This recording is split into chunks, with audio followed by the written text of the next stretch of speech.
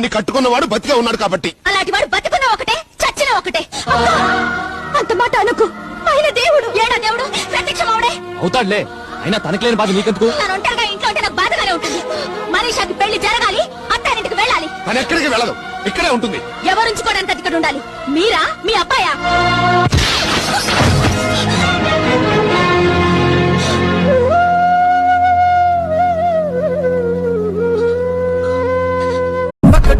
जब हिट छे तू पहाड़ी बाटोमा छम छमा पायल घुंगरू बजन त्यार खुटमा लाल त्यार कंगना हाथू में चूड़ी छन हरा लाल त्यार कंगना हाथू में चूड़ी छन हरा चुनरी तेरी आए हाय चुनरी तेरी चमकनी